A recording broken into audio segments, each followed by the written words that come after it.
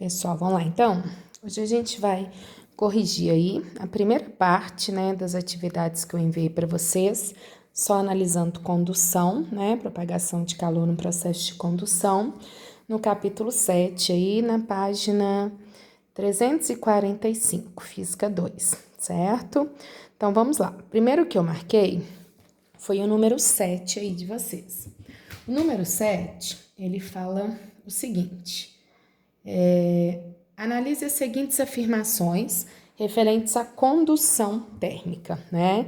Então, a gente já sabe que condução térmica acontece de preferência em sólidos, né? Melhor ainda em metais, que são bons condutores, né? Então, olha lá. O 1 fala, para que um pedaço de carne cozinhe mais rapidamente, pode-se introduzir nele um espeto metálico. Isso se justifica pelo fato do metal ser um bom condutor. Com certeza, na nossa videoaula eu mostrei até o exemplo para vocês do churrasco lá utilizando o espetinho de metal, né? Então ajuda a carne a cozinhar de dentro para fora, porque aquele metal ele vai receber calor, né? E ao receber calor, ele transfere com facilidade o calor para a carne, né? Então, com certeza, ele é um bom condutor, né? Os agasalhos de lã dificultam a perda de energia, né, na forma de calor, do corpo para o ambiente devido ao fato de ter ar aprisionado entre suas fibras. Certinho, gente, o ar é um excelente isolante térmico, né? Então, tudo que conseguir impregnar ar se torna um bom isolante térmico. Então, tudo que é fofinho, né? O edredom, a lã, como a gente já diz, tudo que conseguir impregnar ar vai funcionar como um isolante térmico. Então, tá certinho. Devido à condução térmica, uma barra de metal mantém-se a uma temperatura inferior a uma barra de madeira colocada no mesmo ambiente. Totalmente errado, né? A gente aprendeu isso, na verdade, no mesmo ambiente, os corpos tendem a atingir o equilíbrio térmico, ter a mesma temperatura, né, galera? E essa análise é, na verdade, sensação. O metal vai me dar a sensação de ser mais frio que a madeira em determinados ambientes, porque ele tem uma condutividade térmica maior, né? Ele tem mais facilidade de trocar calor. Então, não tem nada a ver de um ficar com maior ou menor temperatura. No mesmo ambiente, tendem a atingir o equilíbrio térmico, tem mesma temperatura. Portanto, verdadeiras a 1 e a 2, tá? Próximo que a gente marcou foi a número 10. A número 10 fala o seguinte: durante as noites de inverno, utilizamos um cobertor de lã. Então, vamos falar da lã de novo, né? A lã, ela retira calor do meio ambiente, nada a ver. Então, a lã, gente, o que a lã é? Ela é um isolante térmico. Então, ela dificulta a troca de calor, né?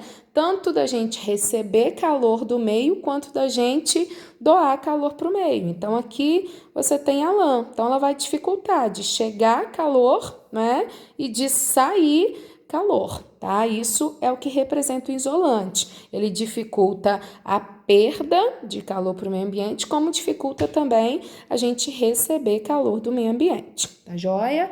Então, olha, a lã possui um baixo coeficiente de condutividade térmica, né? Sim, a lã possui um baixo coeficiente de condutividade térmica, ou seja, ela tem ar aprisionado, então ela dificulta a troca de calor. Os isolantes, gente, têm baixo coeficiente de condutividade térmica, que é o nosso K, é a nossa constante para condução, tá? Portanto, ela diminui o fluxo de calor para o meio ambiente. Então, certinho, com certeza, a letra B, tá? O 13. O 13 vai falar o seguinte, conta aí, que Newton, né, que resolve construir uma geladeira na sua casa, constrói 2 caixas de madeira, tais que uma cabia dentro da outra e ainda sobrava um espaço, né? Então, ele fez mais ou menos isso aqui, você tem uma e colocava uma outra dentro, sobrando um espaço, tá? E nesse espaço ele preenche com serragem, tá? Ele coloca aqui serragem, tá? E o exercício pergunta Sobre o resultado, né? O resultado foi bom, por quê? Né? Gente, na verdade, a serragem, ela é um isolante térmico, tá? A serragem é melhor isolante térmico do que a madeira. Por quê? A serragem vai conseguir impregnar mais ar entre a própria serragem, né? Então ela consegue impregnar ar ali entre as serragens, então ela se torna um isolante. É a mesma coisa a gente pensar no gelo e na neve. Qual que é melhor isolante, o gelo ou a neve? A neve, porque a neve consegue impregnar mais ar. Então qual que é melhor isolante, a madeira ou a serragem? A serragem, porque ela também consegue impregnar mais ar, tá? Então essa é a jogada, olha. O resultado foi bom devido à baixa capacidade térmica da serragem. Não tem a ver com capacidade térmica, tá, gente? Quando eu pensar em condução, eu vou pensar em condutividade térmica, que é o K, tá? Então, não capacidade térmica e não em calor específico. Isso é para um geral, tá? O resultado foi bom. Por causa do formato, tendo baixo calor específico, também nada a ver. Então, calor específico e capacidade térmica são grandezas para a gente calcular a quantidade de calor que um corpo precisa receber para variar a temperatura, tá? Só que isso é para qualquer forma de calor. Agora, quando eu penso em condução, em isolantes, eu tenho que analisar condutividade térmica. Essa constante é exclusiva para o processo de condução, ou seja, para quando a gente estiver falando de bons condutores e bons isolantes, tá? Então, vai lá, ó, capacidade térmica de novo. Aí só vai restar para a gente D e E, que não tem análise de capacidade térmica nem de calor específico. O resultado foi muito bom, porque a serragem compactou numa placa homogênea. Não, o resultado foi bom porque, olha lá, o ar preso na serragem funciona como um bom isolante térmico, certinho, gente. Então, a serragem ela é uma boa isolante térmica porque ela consegue impregnar ar, tá? A próxima que eu marquei para vocês foi a 24. Então, vamos lá, dá um pulo aqui, pararam, pararam, pararam. 24, tá? A 24, gente, nós vamos pensar lá na lei de Fourier, que eu mostrei para vocês, para cálculo do fluxo de calor no processo de condução. Então, a gente sabe que fluxo, ele pode ser calculado como quantidade de calor sobre o tempo ou como constante, que é a condutividade térmica, a área, a superfície, né, que vai estar recebendo calor, a variação de temperatura, por onde vai estar fluindo o calor, e a espessura, que é o caminho que o calor vai passar. Então, vamos imaginar aqui, ó, eu tenho uma parede ou alguma coisa, então tem uma temperatura A aqui, tem uma temperatura B aqui. O calor vai fluir de onde é mais quente para onde é mais frio, tá? Então, aqui é a espessura, caminho que ele vai fazer para fluir, para passar, né? A área é toda a região que vai estar incidindo ali a radiação ou qualquer outra forma de calor, né? E a constante é esse meio, representa esse meio, né? E aí a gente calcula o fluxo. Então, esse exercício vai cobrar isso de vocês. Ele fala o seguinte, ó, a gente tem uma parede de tijolo e uma janela de vidro, tá? Então, vamos imaginar que ele vai passar por uma parede, vamos pensar que isso aqui seja a parede de tijolo e esse daqui seja de vidro, né? Bem mais fininho. Então, ele fala para vocês, da parede, vamos colher os dados que a gente tem da parede. Ela tem uma espessura de 180 milímetros e essa daqui tem uma espessura de 2,5, que é o vidro, tá? Da janela. Fala que elas vão sofrer a mesma variação de temperatura. Então, a temperatura seria de dentro, por exemplo, de fora para dentro da minha casa, né? Ou de dentro para fora da minha casa. E mesma variação de temperatura, a condutividade térmica, que é o K, né? Do tijolo é 0,12 e a condutividade térmica do vidro é 1. Em sistema internacional. Quando é sistema internacional, a área em metro quadrado, a variação em graus Celsius e a espessura em metros, tá? Pede pra gente a razão do fluxo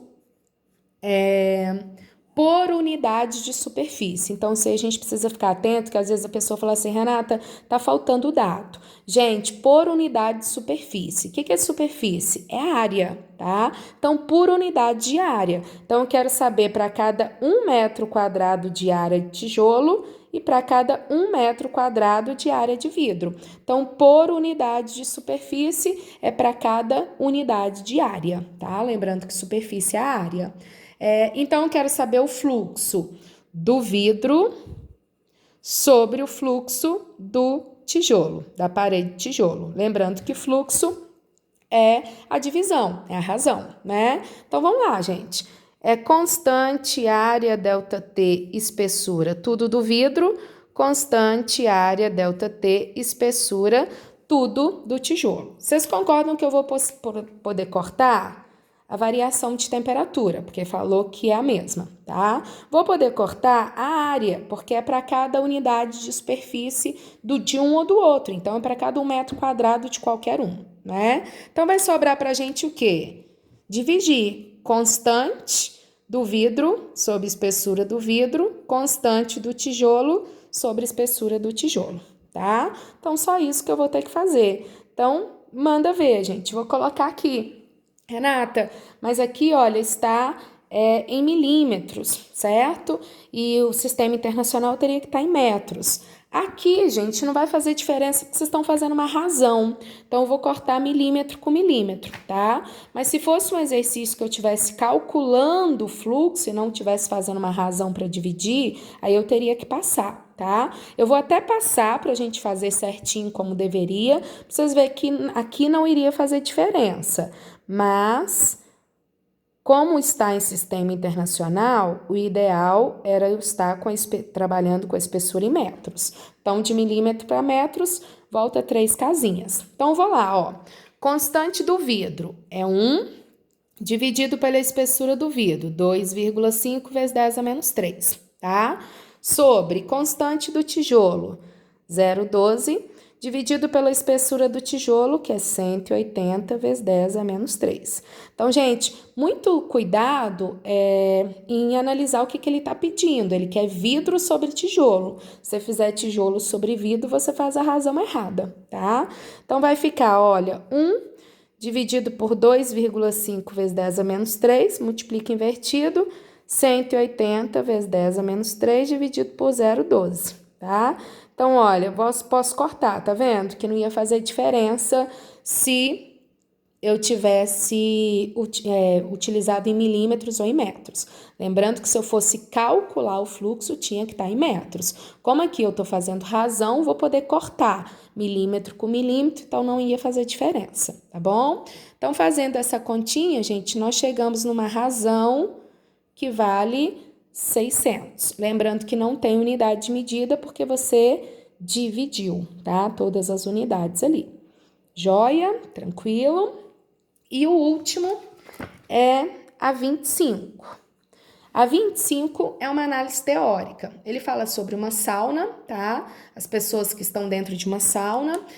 A temperatura permanece constante, isso é bem importante da gente lembrar. Você tá no meio, gente, o nosso corpo consegue manter a nossa temperatura, né, corporal, mas todos os outros objetos atingem a temperatura do meio, então eles vão estar na temperatura do meio, tá? Aí tá falando que uma pessoa pode se queimar se encostar numa cabeça de prego dentro da sauna, né? Mas não se queima com o ar, que tá ali a mesma temperatura, né? Então vamos discutir. A um fala: a cabeça de prego queima a pele mais do que o ar porque está a uma temperatura maior. Falso, gente. A temperatura é igual para todo mundo, tá? A cabeça do prego queima a pele mais que o ar porque a madeira do prego é mais condutor do que o ar, certinho. Ele tem maior condutividade térmica, então vai trocar mais calor quando eu encostar. Por isso que vai queimar mais, tá? A cabeça do prego queima a pele mais que o ar por causa do calor específico. Lembra que eu falei para vocês, não é por causa do calor específico, é por causa da condutividade térmica.